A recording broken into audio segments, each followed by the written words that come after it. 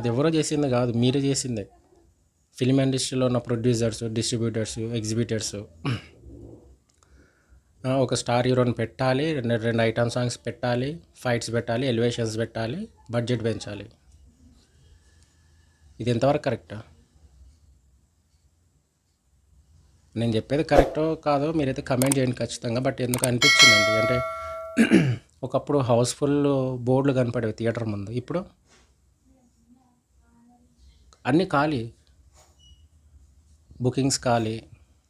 ఇప్పుడు కూడా నాకు తెలిసి ఒక సినిమాని అయితే నేను టార్గెట్ చేయట్లేదండి. ఇప్పుడు పెద్ద సినిమా రిలీజ్ అయింది. పెద్ద సినిమా అనేది అన్ని వర్గాల వరకు నచ్చుతుంది, సంచలనం సృష్టిస్తుంది బాక్స్ ఆఫీస్ దగ్గర. బట్ కొంతమంది చూడని వాళ్ళు వెళ్ళి చూడాలనుకుంటే వాళ్ళ దగ్గర డబ్బులు ఉండవు. 200 రూపాయలు, 420 ఇవన్నీ టికెట్స్ ఒకసారి చూడండి. అలాంటి వాళ్ళు అంత డబ్బులు పెట్టి సినిమా చూడాలని వాళ్ళు ఇంట్రెస్ట్ రాదు. సినిమా చూడాలని ఆశ ఉంటుంది కానీ చూడలేని పరిస్థితి, డబ్బులు లేవు కాబట్టి. ఏముంది, మూవీ రూల్స్లో కవర్ చేస్తారు, ఓటీటీ వచ్చేంత వరకు వెయిట్ చేస్తారు. సినిమా తీసి ఏం లాభం?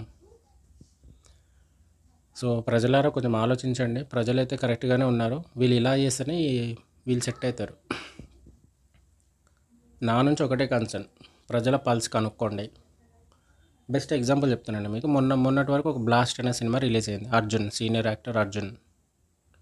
బిఫోర్ రిలీజ్ ఎలాంటి ప్రమోషన్ లేదు, ఎలాంటి భజన లేదు, హైప్ లేదు. జస్ట్ నార్మల్గా వచ్చారు, ఒక ప్రీ రిలీజ్ ఈవెంట్ రిలీజ్ చేశారు, వెళ్ళిపోయారు.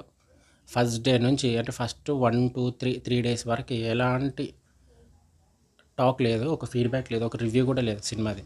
4th డే నుంచి స్టార్ట్ అయింది. ఏంటి సినిమా బ్లాక్ బాస్టర్. నేను కూడా చూశాను కదా, చెప్తున్నాను మీకు. వితౌట్ ఎనీ ఎక్స్పెక్టేషన్స్ మూవీకి వెళ్ళాను, నచ్చింది. నేను నలుగురు చెప్పాను, నలుగురు వెళ్ళి చూసారు, వాళ్ళు నచ్చిందని నలుగురు చెప్పారు. అంటే ఇక్కడ ఏంటంటే ఒక మూవీ రివ్యూ అనేది కంటెంట్ బాగుంటే జనాలు ఒకరికొకరు చెప్పుకొని సినిమాని ఆదరిస్తారు.